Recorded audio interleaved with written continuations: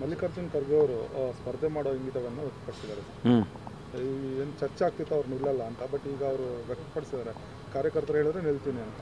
ಇಲ್ಲ, ಅವರು AICC ಅಧ್ಯಕ್ಷರಿದ್ದಾರೆ, ಅವರ ಚುನಾವಣೆ ಬಗ್ಗೆ ನಾವು ಮಾತಾಡೋಕ್ಕಾಗಲ್ಲ.